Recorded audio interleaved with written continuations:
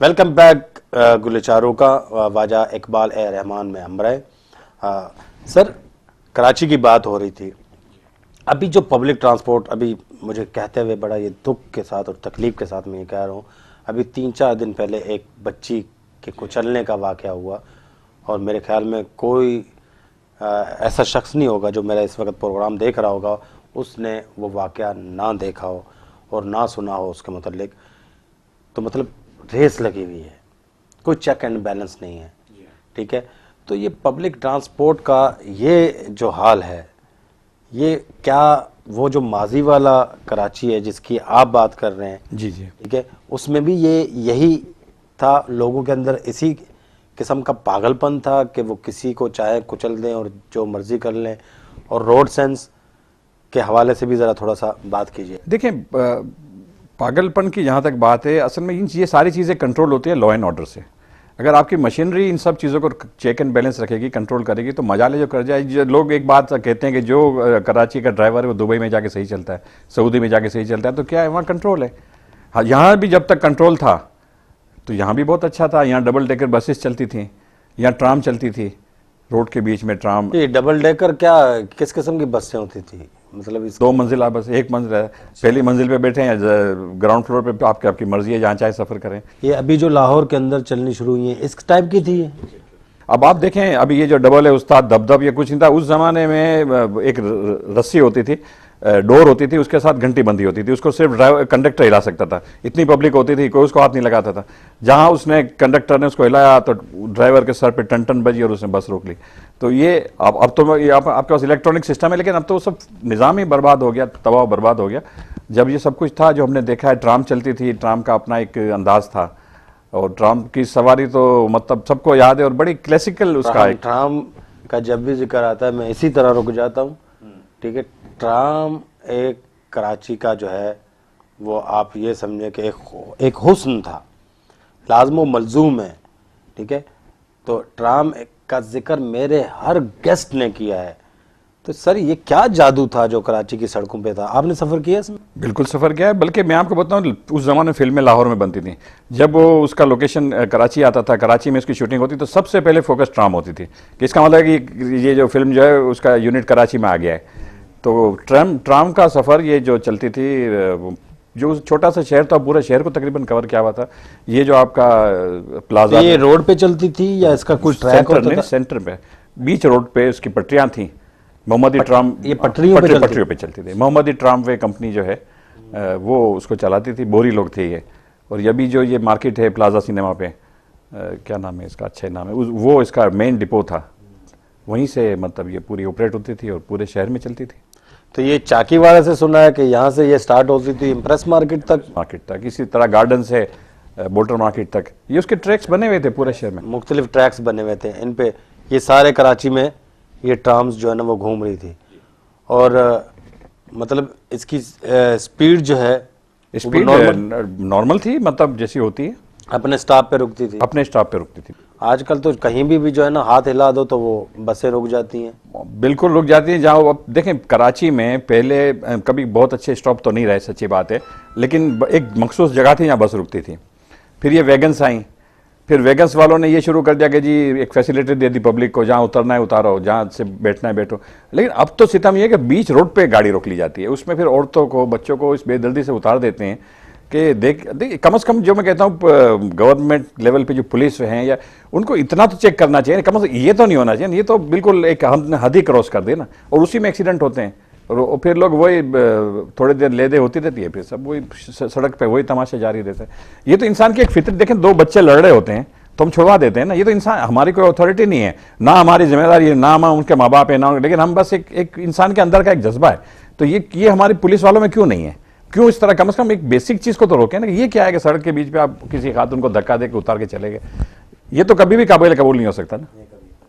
ये मैं अच्छा सर, कराची के सिनेमा, इनकी भी एक अपनी तारीख है। बहुत सारे सिनेमा जो है वो पूरे पाकिस्तान में उनका एक नाम हुआ करता था और बड़े मशहूर हुआ करते थे। तो आपने कभी फिल्में देखी? बिल्कुल देखी, बहुत अच्छी अच्छी फिल्में पाकिस्तान की। पहले एक ज़माने में इंडियन फिल्में आती थी, कोहिनूर सिनेमा में आने लगी थी, दिलीप कुमार की फिल्म। आन।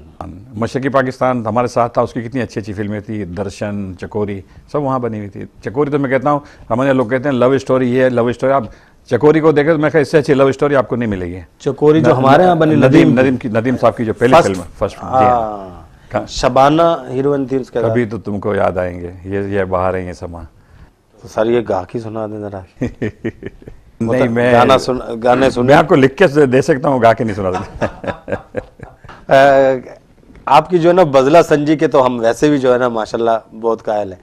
अच्छा सर, फिल्में का एक दौर, आन का आपने जिक्र किया, ठीक है, दीदार, उस जमाने की दीदार फिल्म, मुगल आजम के बारे में जो है ना वो जब हमारी मुख्तलिफ अपने जो है ना वो कुछ गेस्ट से बात हुई, बड़ी भागम दौड़ लगी हुई थी, कहते कराची में नहीं, कोई लाहौर देखने, कुछ लोग उसको लाहौर देखने तक चले गए थे। और वो लोग रात को बिस्तर लगा के सो जाते थे, ऐसी दास्तानें सुनते हैं, टिकट घर के सामने है, इस तरह से।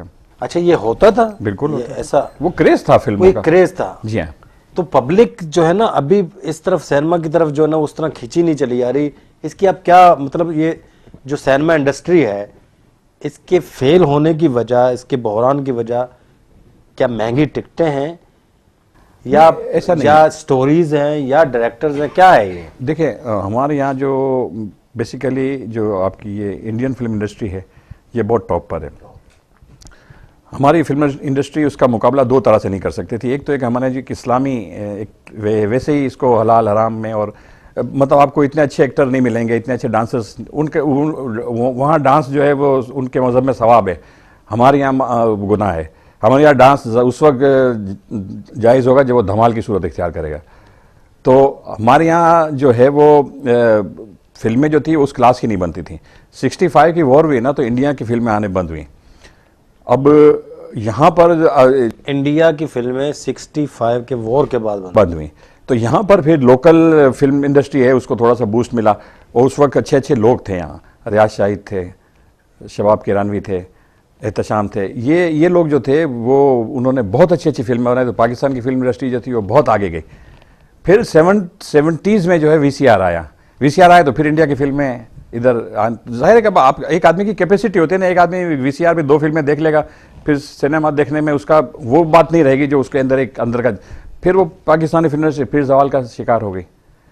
एक अरसे तक कराची के सिनेमाओं में वो जो सबसे बड़ा टिकट था 3 रुपये 75 पैसे का ग्रैंड सर्कल, और 3 रुपये में ड्रेस सर्कल, हम वही देखते थे। और जो आम पब्लिक थी वो तो 1 रुपये में फिल्म देखती थी, और फिल्म चलती उनके दम से थी ना, क्योंकि जिसको हीरो घोड़े पे बैठ के विलन के पीछे जाता, जब तालियां बजती थी तो वही पब्लिक बजाती थी ना, वही फिल्म को प्रोजेक्ट करती थी। तो वो तो कराची के अंदर एक सिनेमा भी हुआ करता, कारों में ड्राइव इन, ये होता था सर? बिल्कुल होता था ड्राइव इन। अच्छा, ड्राइव इन में जब कहीं टिकट ना मिले आपको, फिर ड्राइव इन आपका माई बाप है, वो आप गाड़ी लेके जाएं, गाड़ी में बैठ के फिल्म देखें, आपके साथ इस तरह का माइक लगा हुआ है, उधर से आपको आवाज़ आ रही है। तो ये अब जो है ना वो सारे सिनेमाज जो है ना प्लाजाज में तब्दील होते जा रहे हैं, अब इनकी ये बोसीदा हालत होती जा रही है। खैर इस तरफ भी जो है ना वो हुकूमत को अब गौर करना चाहिए। मेरे ख्याल में पाकिस्तानी फिल्म इंडस्ट्री ने अब कराची से एक नया जन्म लिया तो है, अब देखते हैं ये जो है ना वो कहानी कहाँ तक जो है ना वो जाएगी। अच्छा सर, शायरी का शौक़ रहा आपको? पढ़ने की हद तक। किसको ज़्यादा पसंद करते हैं आप? बेसिकली मुझे जोश साहब पसंद है, जोश मलियाबादी। जोश मलियाबादी साहब, आपको उनका कोई शेर? वो मुझे उनका एक शेर तो मुझसे कभी कोई ऑटोग्राफ भी मांगता है तो, अहले आलम की नज़र में मोहतरम होता नहीं, मर जब तक साहिब सैफो कलम होता नहीं। वाह वाह वाह वाह।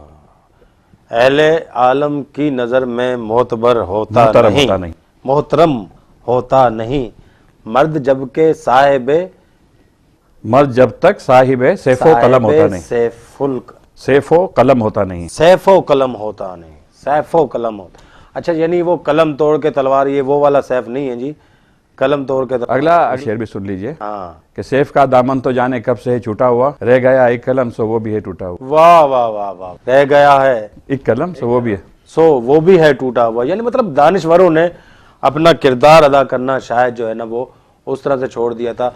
तो सर ये आपके जो है ना वो आप सोल्जर बाजार, आपके आबा अजदाद जी हाँ यहाँ पर आए थे, इंटरेक्शन जो है वो आपका बलोचों के साथ बड़ा बहुत ज्यादा, बहुत अभी तक शुरू से चला आ रहा है। ठीक है, तो अभी बलोच दानिशवरों में किसको ज़्यादा जो है आपने पढ़ा है इस वक्त के जो जदीद जो है वो काम कर रहे हैं, जिन्होंने उर्दू अदब में कुछ खिदमत?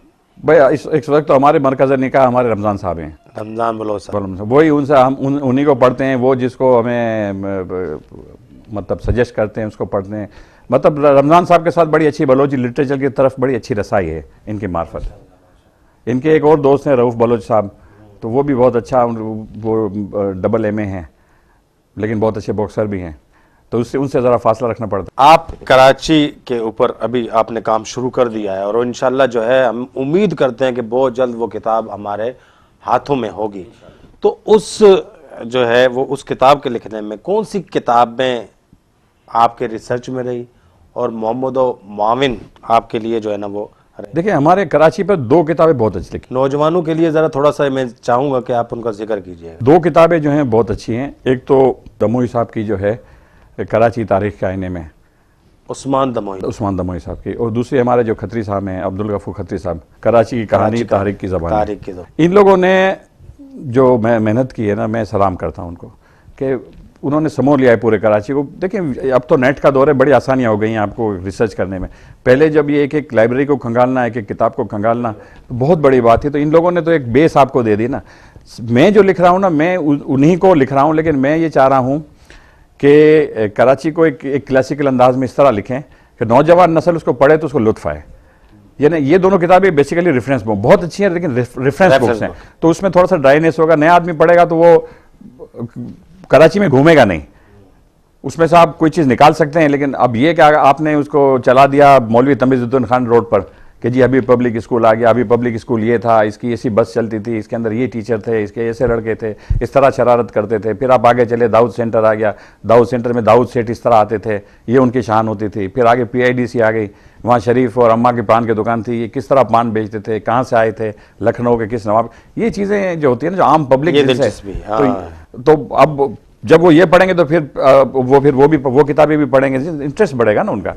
तो ये एक मोटो है, मतलब है कि इकबाल ए रहमान साहब नौजवानों के लिए लिख रहे हैं, और जो नौजवान हमारा प्रोग्राम देख रहे हैं वो इस बात को जो है ना वो नोट कर लें, और इंशाल्लाह जो है जब ये अपनी किताब इनकी सामने आएगी तो फिर हम जो है वो इनसे मिलने दोबारा भी आएंगे और उस किताब पर जो है एक प्रोग्राम करेंगे।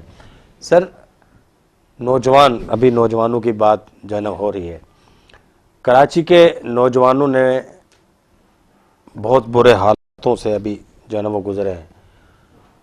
एक खौफ उनके अंदर कहीं बैठ गया है, ठीक है, उनको क्या करना चाहिए? अभी जो है नौजवानों के लिए क्या पैगाम है कि कभी ये खौफ दोबारा जो है उनका सामना ना करना पड़े, या उनको अपनी जो है ना बेहतर मुस्तकबिल के लिए क्या करना है? आपके ज़हन में जो भी एक मैसेज हो नौजवानों के लिए। देखिए कराची का जो नौजवान है ना वो इतना बुज़दिल नहीं है, अल्हम्दुलिल्लाह हमारे बच्चे सब बहादुर हैं, मुझे उन पर पूरा एतमाद है। इस वक्त इन बच्चों को मारा है ना महंगाई ने मारा है, क्योंकि एक लड़का जो है अब इस वक्त कितनी भी मेहनत कर ले पैसे पूरे नहीं होते। इस वक्त तो पहला पैगाम तो मेरा गवर्नमेंट के लिए टैक्सेशन को कम करें, इतने टैक्सेशन ना रखें कि आदमी मर जाए, वरना तो ये लड़के ऐसे हैं। अब हम सीनियर सिटीजन बने तो हमें अंदाज़ा होता है कि ये कितने फर्मा बरदार और कितने अच्छे हैं कि हमें कहीं तकलीफ ही नहीं होती है। जहां हम कहीं अटके तो कोई ना कोई नौजवान आपकी मदद को आ रहा है। इनके अंदर कोई खौफ नहीं है, दिलेर हैं, बस इनको थोड़ा सा हिम्मत बंधाने की ज़रूरत है, इनसे मुस्कुरा के बात करने की ज़रूरत है। आपकी मोटरसाइकिल पे एक लड़का आ रहा है, आप उसको मुस्कुरा के रास्ता दें, वो आपके लिए जान दे देगा। ये हमारे नौजवान हैं, बस ये इनकी कदर करने की ज़रूरत है। मैं कहता हूँ अगर कदर अफजाई इनकी होगी तो ये तो हमारे लिए सोना है। मतलब इनका पैगाम जो है नौजवानों की काबिलियत को तो वो मानते हैं, वो कह रहे हैं हुकूमत थोड़ा सा टैक्सों को कम करे, इन नौजवानों को कहीं एडजस्ट करे, इनको नौकरियां दे, मुलाजमत, और ये हुकूमत का एक रियासत का फ़र्ज़ है जी ये देना है, ठीक है। और ये उन नौजवान काबिल नौजवानों का हक है कि उनको जो है वो मुलाजमतें मिलें। बुनियादी ज़रूरियात में से जो है ना वो ये चीज़ें हैं। नौजवान बुज़दिल नहीं है जी, आपको इकबाल ए रहमान साहब थम अप दे रहे हैं और कीप इट अप, सलाम पेश कर रहे हैं, सलाम भी पेश कर रहे हैं जी। मैंने तो पहली मरतबा देखा किसी बुज़ुर्ग को, नौजवान को सलाम पेश करते हुए।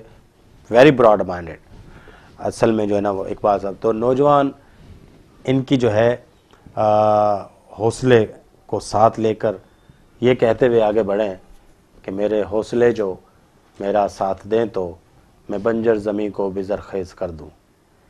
हमारे प्रोग्राम का वक्त जो है वो बिल्कुल ख़त्म हो गया है। तो गुल्लू चारों का मैं प्रोग्राम में वाद बू ख़त्म इंशाल्लाह देमे प्रोग्राम या नो के मेहमानों को सुनने के मसारी दिए इजाज़त दिए अल्लाह